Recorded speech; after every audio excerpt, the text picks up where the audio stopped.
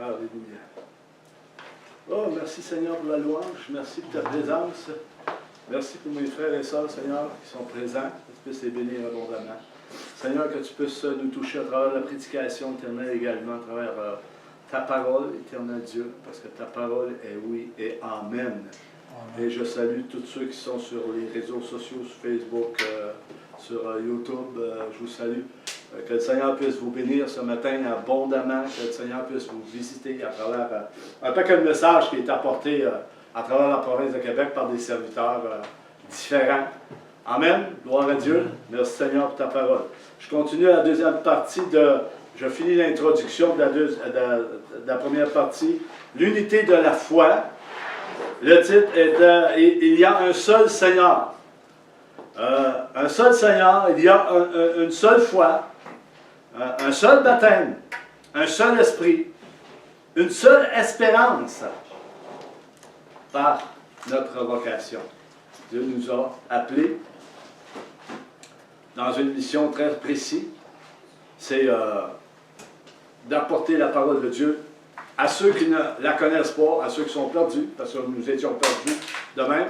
Et Dieu nous appelle à s'unir ensemble, à être dans l'unité de l'esprit, le même âme, même cœur, même sentiment. Alléluia. Amen. Amen. Nous étions rendus là, et c'est qui est l'auteur de ces versets? On était dans Éphésiens 4, de 1 à 32, mais l'auteur, c'est bien sûr, c'est Paul.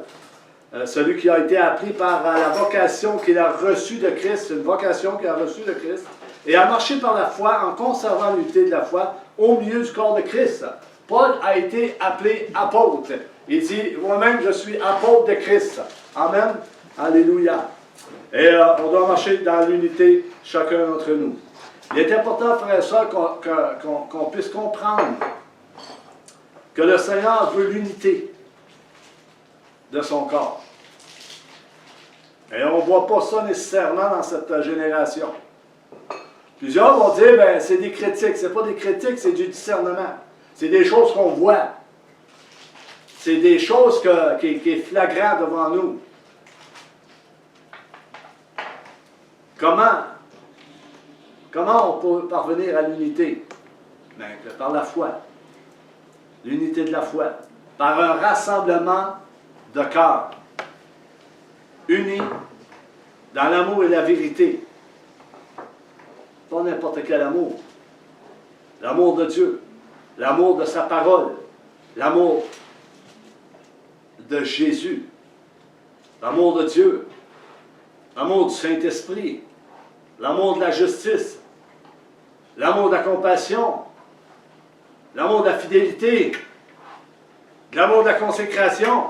Et on peut en mettre, on peut en mettre, on peut en mettre.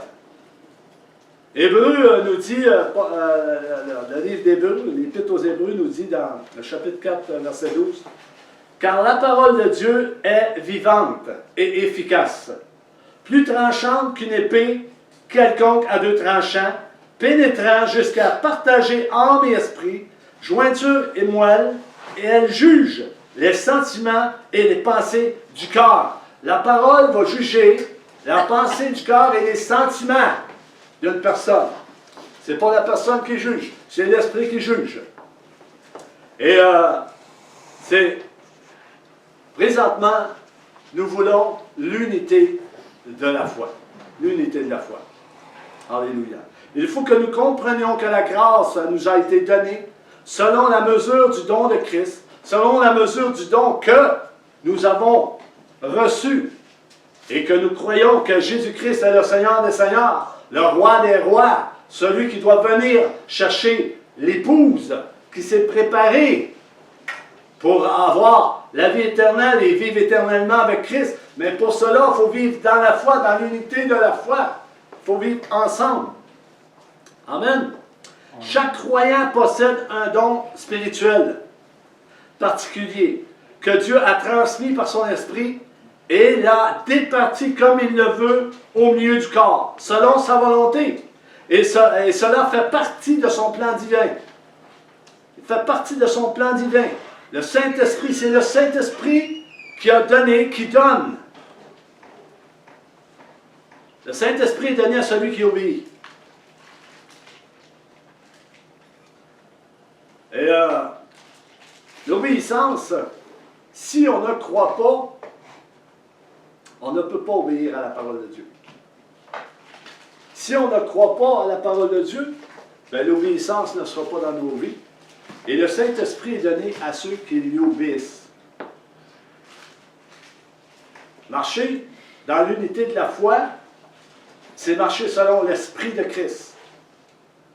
Si on marche selon la chair, ben on marche dans nos propres forces, notre propre fond à nous. On peut dire des choses, on peut apporter des messages, on peut chanter, mais sans voir l'Esprit de Dieu. Quand l'Esprit de Dieu est là, il se passe quelque chose. Or, le Seigneur, c'est l'Esprit. Et là où il y a l'Esprit du Seigneur, il y a la liberté. La liberté d'exercer notre foi à travers tous les dons que Dieu a distribués au milieu de l'Église. Amen. Amen.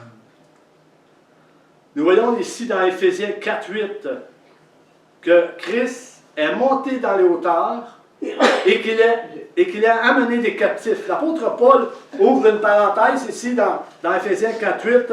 Dans ce passage, il fait allusion directement au psaume 68, 19. Pour montrer comment Christ a reçu le droit de dispenser des dons spirituels. C'est lui qui a accompli l'œuvre à la croix du Calvaire. Il a pris des captifs, il les a emmenés avec lui, il a arraché des âmes du milieu de Satan et il a donné des dons aux hommes pour qu'enfin que son Église soit bâtie et sanctifiée par l'Esprit. Ceci nous montre comment Christ a reçu le droit de dispenser les dons spirituels qu'il a donnés à l'Église. Le psaume 68 est représenté par un hymne de victoire. Christ a obtenu la victoire à la croix du Calvaire. Et a délivré les captifs qui étaient retenus par la mort. Il a délivré tous ceux qui étaient captifs dans les griffes de Satan et dans la mort, par son œuvre de rédemption, son œuvre de rachat à la croix du Calvaire par son sang. Et ça fait un tout de l'unité de la foi qui est bâtie sur la pierre angulaire, qui est Christ. On doit marcher comme Christ a marché. Christ a réuni ses disciples, a réuni un certain nombre de personnes qui croyaient en lui et ont marché par la foi. Ils n'ont pas marché par la vue, ils ont marché par la foi, en obéissance à ce qu'ils entendaient de la bouche de Jésus. Amen. Gloire à Dieu. Alléluia. Et cela, tout comme le verset 7 du chapitre 4 de l'Épître aux Éphésiens, Paul dira ceci, « Mais à chacun de nous, la grâce a été donnée selon la mesure du don de Christ. » Je répète tout le temps la mesure du don de Christ parce que chacun d'entre nous a eu une mesure donnée par Christ. On n'a pas tous reçu la même chose, mais on a reçu le même esprit. Amen. Le don de Christ. Chaque croyant dispose d'un don particulier. Nous avons des dons différents selon la grâce qui nous a été donnée. Par l'Esprit, par le même Esprit. Regardons dans Romains 12, 6 à 8, qu'est-ce que Paul nous dit dans Romains. Et qu'on puisse retenir cela dans Romains.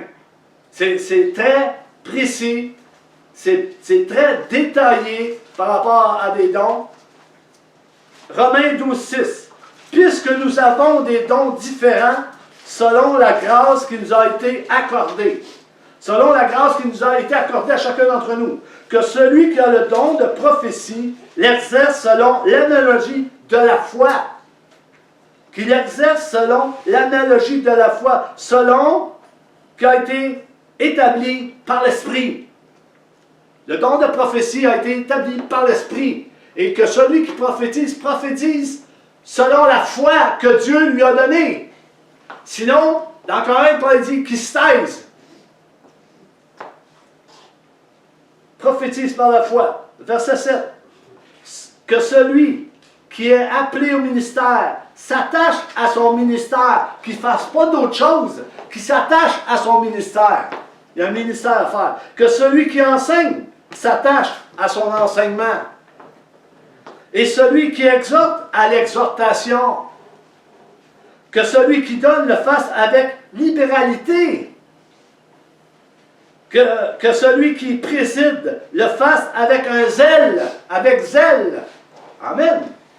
Gloire à Dieu. Que celui qui pratique la miséricorde le fasse avec joie.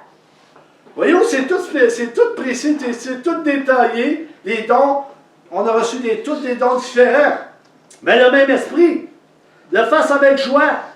Et cela fait partie de la consécration d'un chrétien, d'un enfant de Dieu, d'un disciple, d'un consacré, d'un converti, dans l'exercice et les dons et fonctions qui doivent être pratiqués dans le service au milieu de l'Église corps de Christ. Amen. Dans l'humilité et la fidélité, tout en gardant la parole de Dieu, sans se détourner à gauche et à droite et prendre un chemin large et spacieux et se perdre dans ce chemin-là. Amen. Et au début, j'ai oublié de dire ceci. Il y a un seul Seigneur. Et je vais rajouter ceci. Il y a un seul évangile aussi. Il y a un seul évangile dans la parole de Dieu. Paul dit aux auditeurs dans les Épîtres, ça me surprend que vous vous détourniez si promptement de ce que vous avez reçu, de l'évangile que vous avez reçu. Non pas qu'il y a un autre évangile, mais il y en a qui trouvent des gens par rapport à l'évangile et qui changent l'évangile, le vrai évangile de Jésus-Christ, qui enseignent des choses qui sont pas alignées avec la parole de Dieu. Paul dit, ça me surprend que vous vous détourniez si facilement, si promptement de l'évangile de Jésus-Christ pour vous attacher à un autre évangile. Paul dit, non, c'est pas parce qu'il y a un autre évangile. Il n'y a pas d'autre évangile. Alléluia. Salut. Alléluia. Gloire à Dieu. Gloire à Dieu. Ça a été automatique. Salut, mon petit gars. Ça va bien? C'est quoi son nom déjà? Johan. Johan. Bonjour, Johan. Bonjour. Ça va bien? Oui. Amen. Je fais dire bonjour de la part de Michel. C'est bon. Alléluia. Vous savez, quand Jésus dit, il est monté dans les hauteurs et qu'il a amené les captifs. L'apôtre Paul est en train d'expliquer que Christ, par sa résurrection, par sa crucifixion et sa résurrection, a vaincu Satan. Et tout le monde sait ça. Et la mort. Il a rendu à Dieu ceux qui étaient par la croix prisonniers du péché et de Satan. Ceux qui étaient prisonniers du péché et de Satan, Jésus les a emmenés avec lui. Amen. Venez avec moi dans Colossiens 2,15. On voit ce que Jésus a fait par cette action d'obéissance à la croix du Calvaire. Et Jésus a payé le prix. Et l'Église doit payer le prix.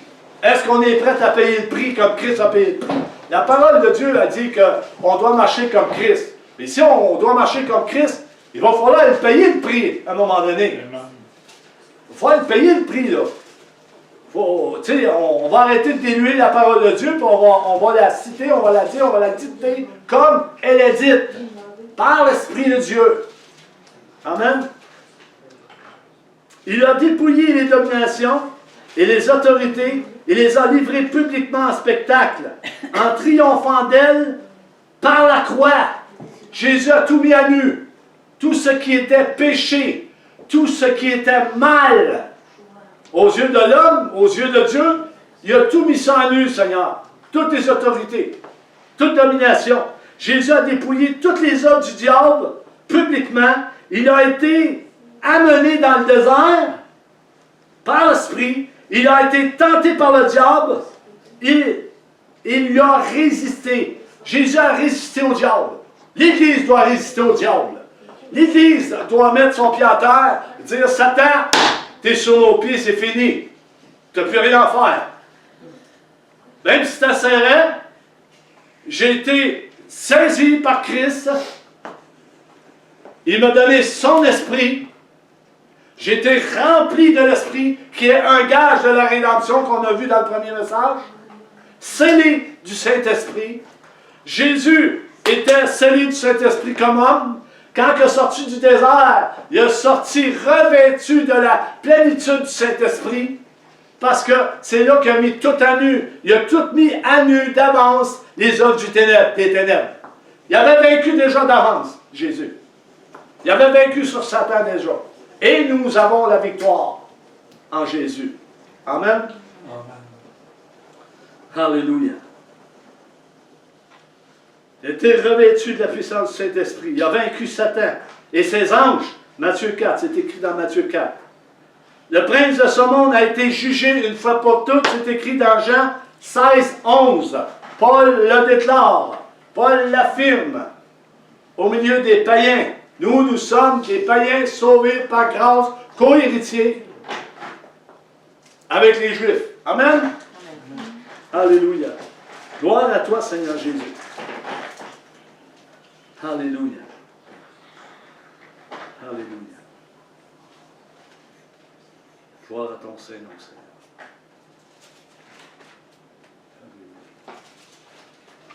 Glory. Christ, en montant dans les hauteurs, il a fait des dons aux hommes comme nous avons vu auparavant. Après son ascension, Christ a accordé tous les dons spirituels que l'Église a reçus. Grâce au Saint-Esprit qui fut alors envoyé sur la terre. Le Saint-Esprit a été envoyé. À la Pentecôte, ils étaient tous d'un commun accord. Ils étaient tous ensemble d'un commun accord. Ils étaient dans l'unité de la foi. Ils croyaient ce qu'ils avaient entendu. Jésus dit, allez à Jérusalem, attendez. Ils marchaient par la foi, ils étaient dans l'unité ensemble. Il n'y avait aucun indigent au milieu d'eux. Ils fonctionnaient ensemble. Il n'y avait pas de jalousie, il n'y avait pas d'orgueil. Il n'y avait rien de ces choses-là. Pourquoi? Parce qu'ils croyaient à ce que Jésus disait. Oui, il y en avait qui étaient incrédules. Il y en a encore qui sont incrédules dans cette génération. Puis c'est pas juste les brebis qui sont incrédules. Il y a beaucoup de ministères qui sont incrédules. Mais ils fonctionnent pareil. Alléluia. Ils attendaient la promesse qu'ils avaient reçue de Jésus. Le Saint-Esprit viendra sur vous. Acte 2. Tout le monde connaît ce passage. L'Église connaît ce passage. Ça a été prêché constamment, ce message. Le Saint-Esprit fut envoyé sur la terre. Jean 7, 37, 39. Dans Louis II. 37. Le dernier jour. Il faut comprendre ces paroles, frères et sœurs bien-aimés, ce matin. Quand Jésus parle. C'est Jésus qui parle. Le dernier jour, le grand jour de la fête, Jésus se tenant debout s'écria. Jésus crie, là. Il crie vers la foule, là. Il crie vers ceux qui veulent l'entendre, qui veulent le recevoir de lui. Ils connaissent Jésus. Il a fait sa marque. Il a parcouru la Judée, la Samarie. Il est allé partout, Jésus. En guérissant, en faisant des miracles, ressuscitant des morts. Il connaissait les œuvres de Christ. Et puis il savait que c'était le Messie. Le dernier jour, le grand jour de la fête, Jésus se tenant debout s'écria, si quelqu'un a soif, qu'il vienne à moi et qu'il boive. Qu'ils viennent à moi et qu'ils boivent. J'ai donné plusieurs exemples dans le passé que si quelqu'un a soif, si je mets une bouteille d'eau là, puis il est dans le désert, s'il ne va pas en boire, c'est parce qu'il n'y a pas de soif. Il va sécher. Sa vie spirituelle va sécher. Là. Il va être sec comme un coton. Il va brûler. Ben, c'est une vérité. Jésus dit, si quelqu'un a soif, venez. Venez vers moi, je vais vous donner à boire. Bon, on va lire la suite.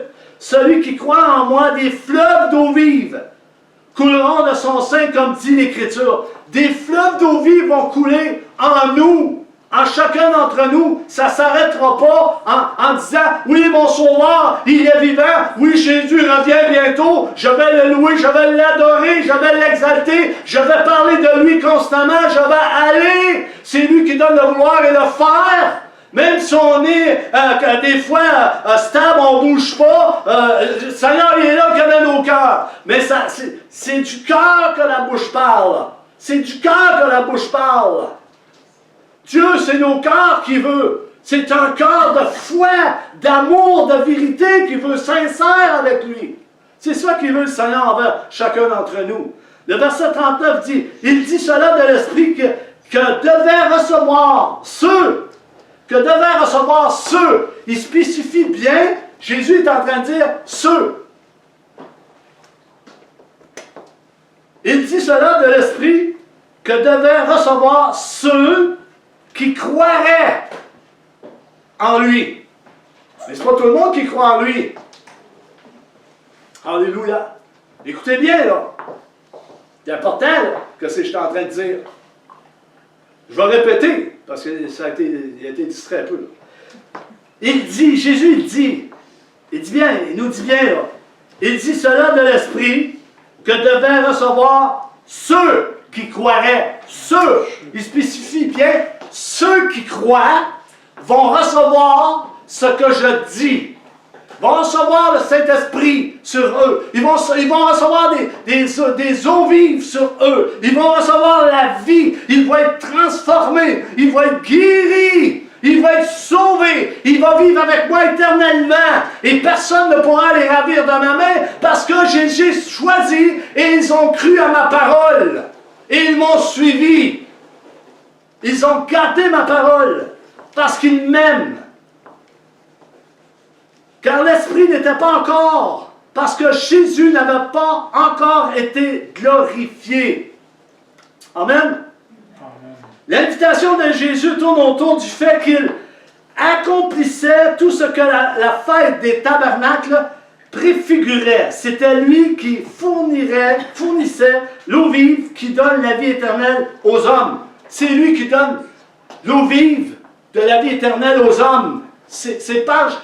Nul ne peut aller au Père que par Jésus-Christ, tout le monde sait ça. Seul par Jésus-Christ, on va monter. Seul par lui, pas par personne d'autre. C'est seulement par Jésus-Christ qu'on va monter. Alléluia.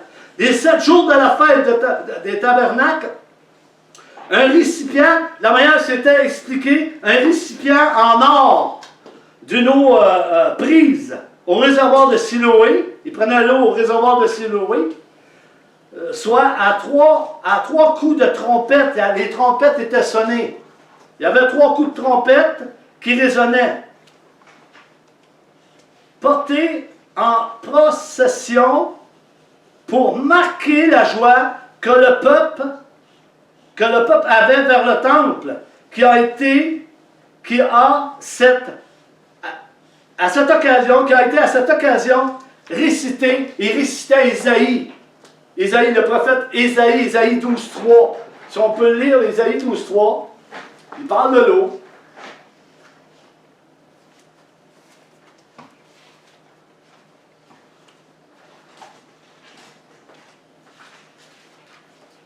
Le prophète Isaïe 12.3.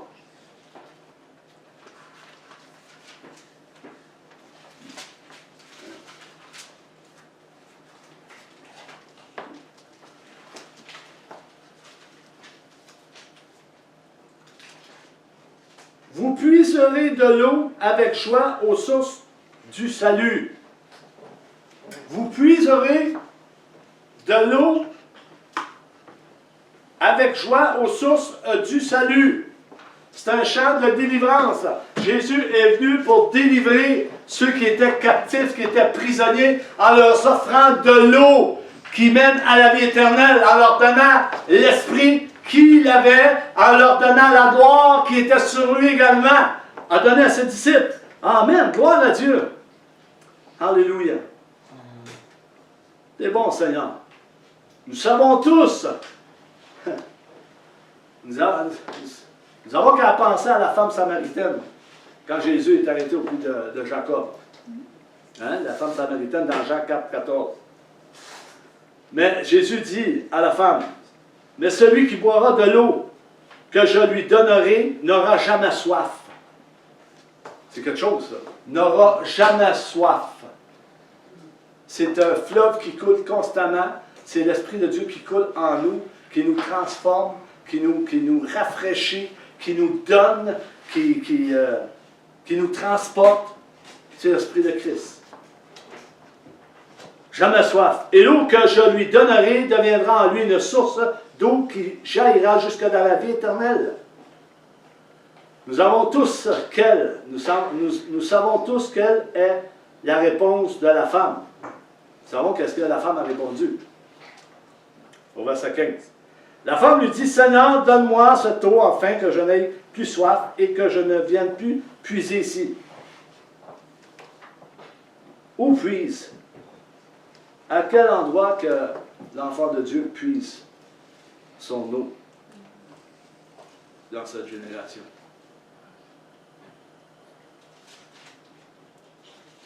Cette eau est conforme à l'unité de la foi. Cette eau est conforme à l'esprit. Cette eau est conforme à l'espérance qu'on a. Cette eau est conforme à l'amour que Dieu a déversé par son esprit au milieu de son Église. Cette eau est conforme à la fidélité, à la grâce qu'on a reçue, du gage de la rédemption, le Saint-Esprit promis. Il y a un seul Seigneur, un seul Dieu. Il n'y en a pas d'autre. Un seul Seigneur, un seul Dieu. Et l'unité de la foi se trouve dans ça. L'eau que Jésus donne. C'est Jésus qui a tout donné. Il a tout donné. Il a donné les dons. Il a donné cette eau vive. Donne la guérison. Donne la délivrance. Ressuscite les morts. Ça vient tout du Christ. Personne d'autre. Aucun autre nom n'a été donné parmi les hommes par lesquels nous devions être sauvés. Jésus-Christ. Alléluia. Oh.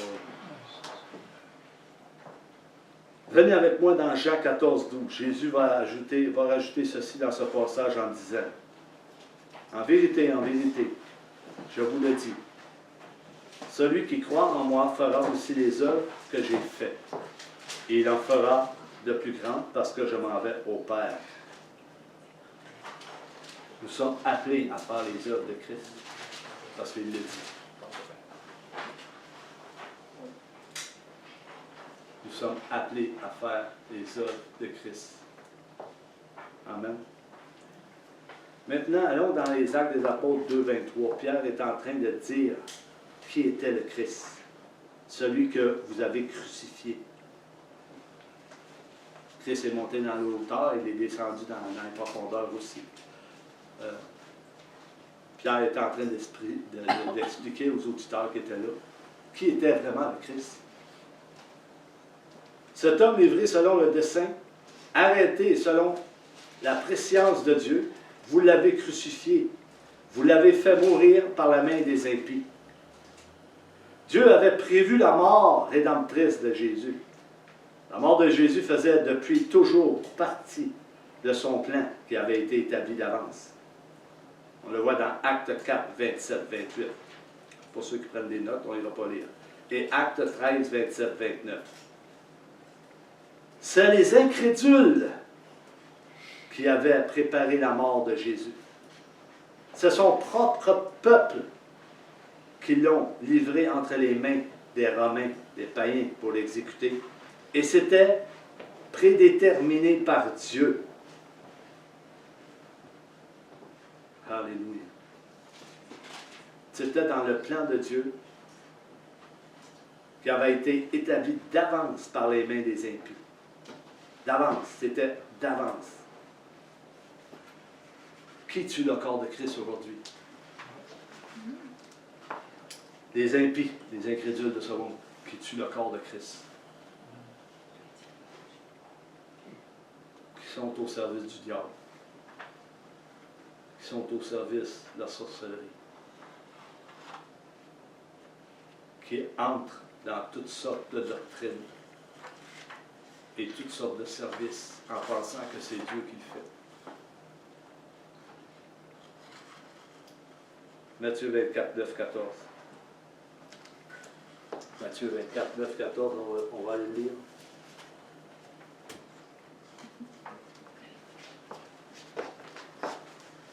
« 24, 9, 14.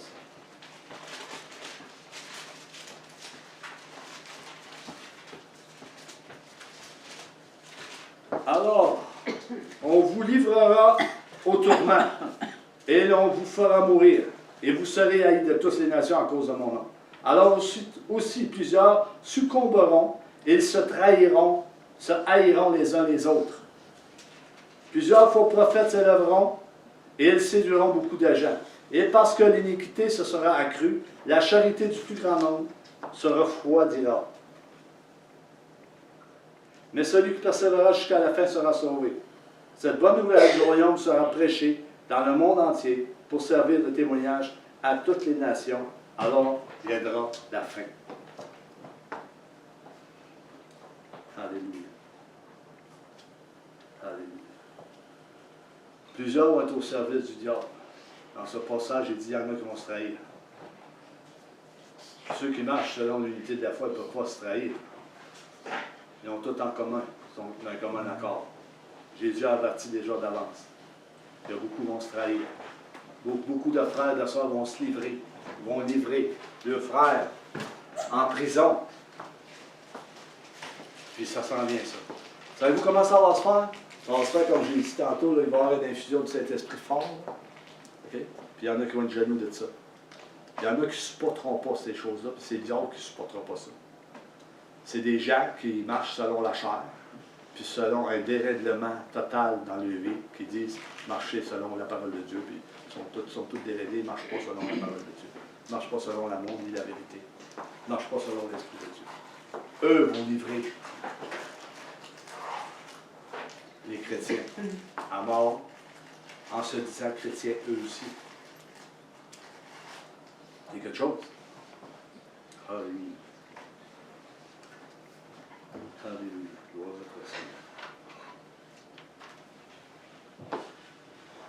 C'est pour cela que Christ est monté au ciel et qu'il a amené les captifs et a fait des dons aux hommes, comme nous le voyons aujourd'hui au milieu de l'Église, au milieu du corps de Christ.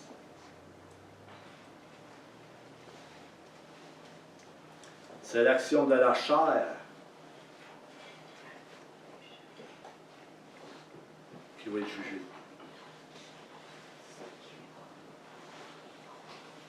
Là, avec moi, on va lire Christ est monté et il est aussi descendu dans les régions inférieures de la terre, afin de remplir toutes choses. Jésus est allé prêcher aux esprits qui étaient emprisonnés. Et les esprits qui étaient emprisonnés, c'était tous ceux avant que Jésus vienne. On parle du temps de Noé également. Ils n'ont pas entendu parler de Christ. Christ a été parlé à ces gens-là. On le voit dans 1 Pierre 3, 18, 20, je crois.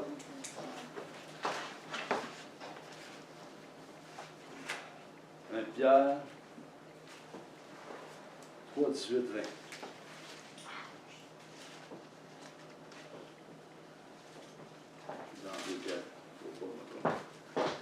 Pierre.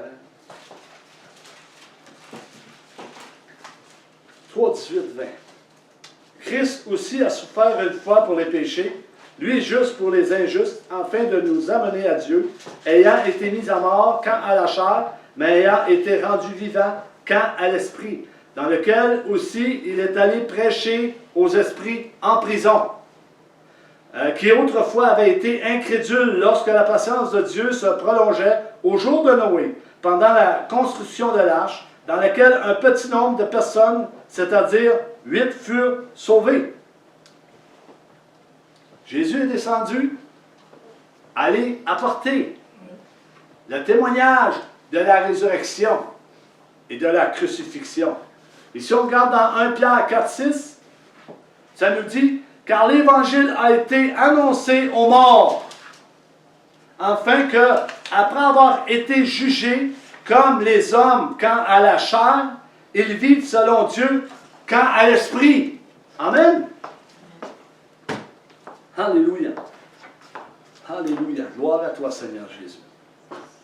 Suite à son ascension, Christ, après avoir accompli toutes les prophéties et l'œuvre de la rédemption qui avait été accordée par Dieu, ordonnée par Dieu, le Seigneur a acquis ce droit de diriger l'Église et de dispenser des dons, puisque désormais, Il a rempli l'univers entier de sa présence divine, de sa puissance, de sa souveraineté et de ses bénédictions. Alléluia. Venez avec moi dans Philippiens 2, 9, 11.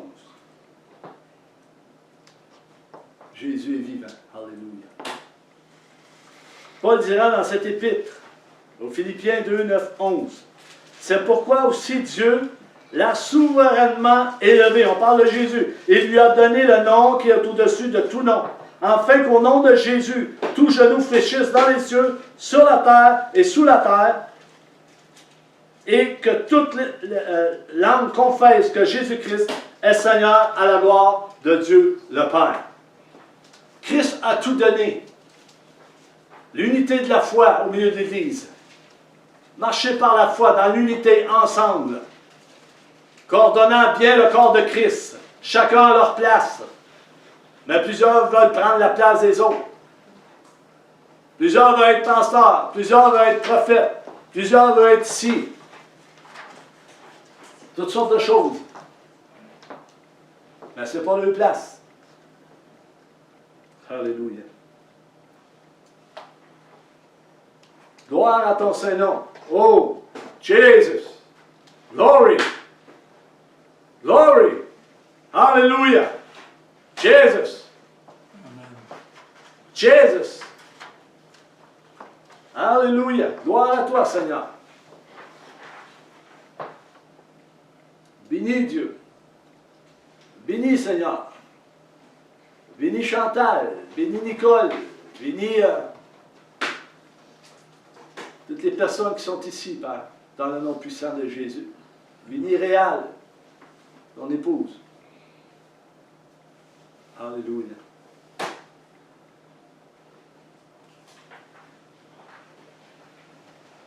Alléluia. Oh.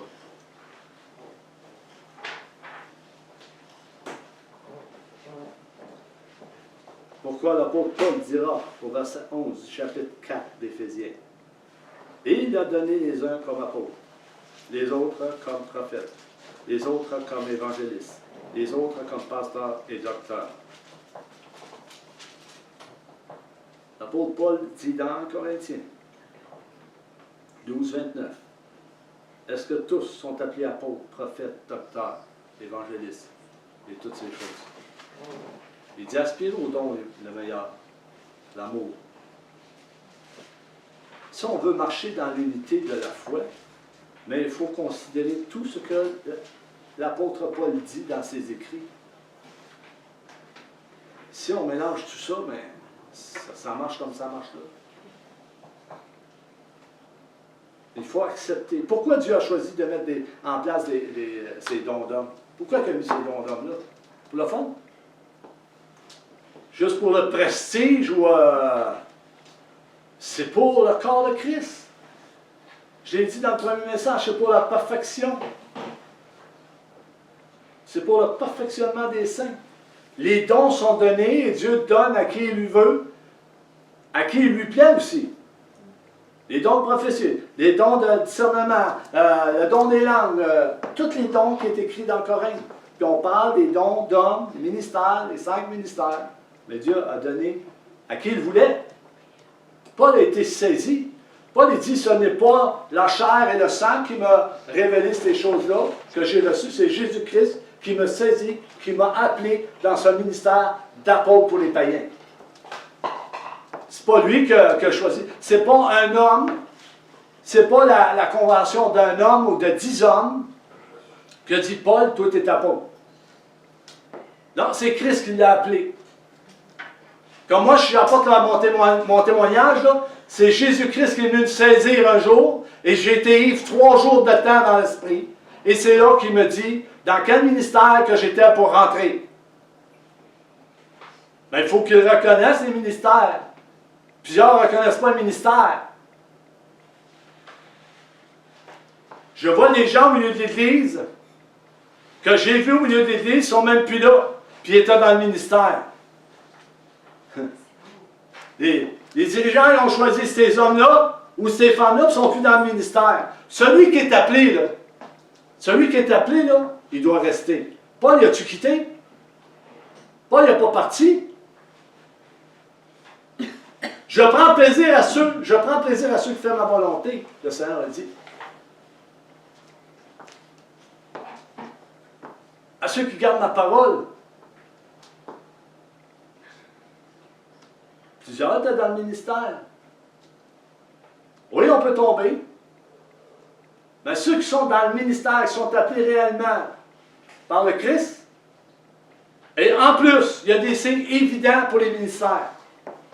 Il y a des signes évidents pour l'apôtre, le prophète, l'évangéliste, le docteur, le pasteur. Il y a des signes surnaturels, spirituels, qui s'effectuent au travers de leur vie. Et ça, l'Église doit le reconnaître. S'il ne le reconnaît pas, c'est parce qu'il y a de la jalousie, il y a de l'orgueil, il y a de l'envie, il y a de la cupidité, il y a de l'animosité, il y a toutes ces choses-là.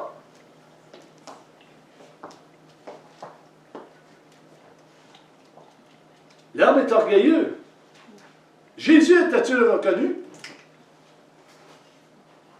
Plusieurs, il y a un petit groupe qui l'a reconnu. Les autres l'ont tout rejeté. Pourtant, c'était le Messie. Et aujourd'hui, il y a des hommes de Dieu qui se promènent.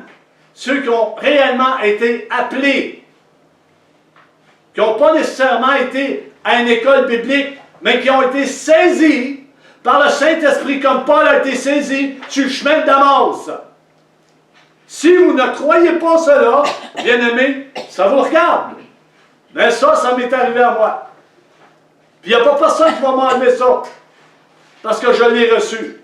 J'étais ivre 3 jours dans l'esprit. Et le Seigneur m'a montré des choses incroyables. Paul, pouvait-tu expliquer qu'est-ce qu'il avait vu, non? Parce qu'il a été fou, Paul. Je ne dis pas que j'ai vu des choses que Paul a vues, mais j'ai vu des choses. Dieu m'a montré des choses. Moi, je ne m'appelle pas Paul, je m'appelle Marc-André. Alléluia. Puis je me glorifie dans le Seigneur. Je me glorifie pas dans les hommes. Il n'y a rien dans les hommes. Le cœur de l'homme est tortueux. Il n'y a rien de bon en moi, non plus. Le péché est accroché après nous autres. Il n'y a rien de bon. Il n'y en a pas un seul qui fait le bien. Ésaïe dit, pas un. On a été sauvés par grâce, une grâce imméritée. Puis on doit marcher dans l'unité de la foi. Tout le corps de Christ, que ce soit un assemblée d'un tel nom, d'un tel nom, d'un tel nom, ils doivent recevoir les frères et les sœurs qui sont enracinés en Jésus-Christ et qui marchent fidèlement en lui. Ils doivent les accepter. S'ils ne les acceptent pas, ils font du favoritisme. Et du favoritisme, c'est péché.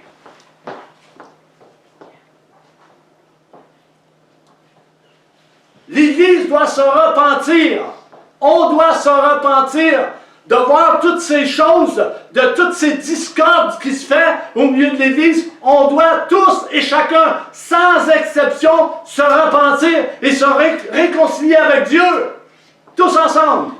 Et prendre la place que Dieu nous a donnée. Il a donné des dons différents.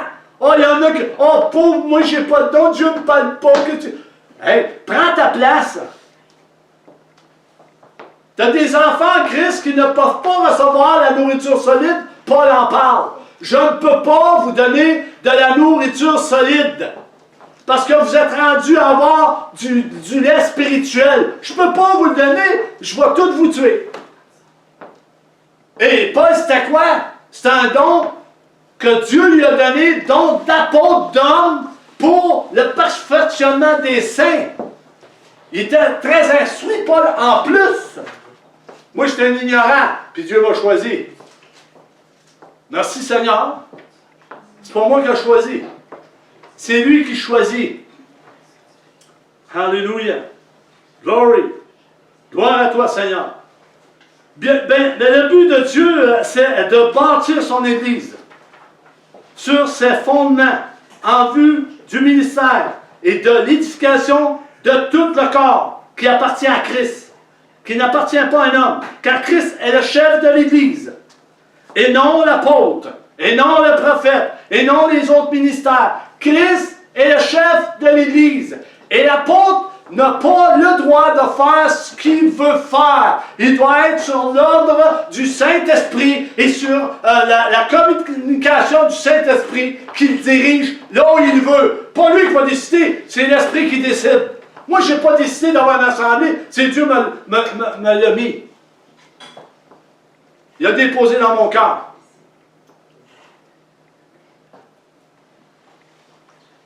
C'est pas nous qui décidons. C'est Jésus qui est venu me saisir. C'est pas moi qui ai choisi. J'ai entendu parler. Tu veux-tu être sauvé? Tu veux-tu... Puis je me moquais de ça. Veux-tu être sauvé? Sauvé de quoi? Je ne crois pas tant me pousser, moi, là. Tu sais, j'avais pas peur d'un homme, je n'étais pas pour me pousser. Grand, petit, gros. Mais c'est Christ qui m'a saisi. Qui m'a transformé de gloire en gloire. Je ne connaissais absolument rien. Puis là, Dieu me parle dans le premier message, je disais que Dieu m'a réveillé pendant la nuit. Il dit, tu vas parler de ce message-là, l'unité de la foi. Il dit, c'est moi qui donne tout. C'est Christ qui a donné à l'Église. Les dons spirituels, les dons d'hommes, l'amour répandu par son esprit. L'amour de Dieu ne fait pas ce qu'on voit en ce moment. L'amour du monde, excusez. L'amour du monde, non, l'amour de Dieu ne fait pas les choses qu'on voit en ce moment. Le discorde, la division, l'envie, la cupidité, les critiques, les paroles mal placées, pas instruits, disant des affaires que tu devrais te taire, dis-les pas.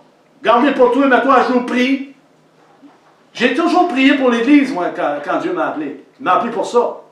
Prie pour mon corps, prie pour l'Église. J'ai toujours voulu l'unité du corps de Christ. Jusqu'à ce que vous parveniez à l'unité de l'Esprit, à la stature parfaite de Christ. Éphésiens. Dieu appelle son Église comme ça. Alléluia.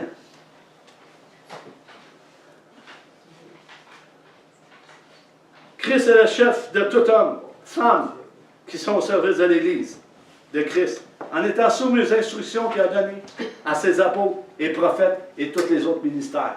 L'Église doit être soumise à ses ministères.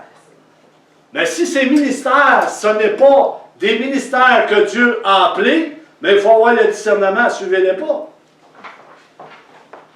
Il faut voir les signes à travers les ministères. Il faut voir l'action du Saint-Esprit au travers du ministère. Mais si le frère et la sœur marchent selon la chair, il ne peut pas voir ces signes. Il ne peut pas y sentir. À moins que Dieu y révèle. Il peut dire de toutes sortes de choses. Alléluia. C'est l'instruction des apôtres, des prophètes.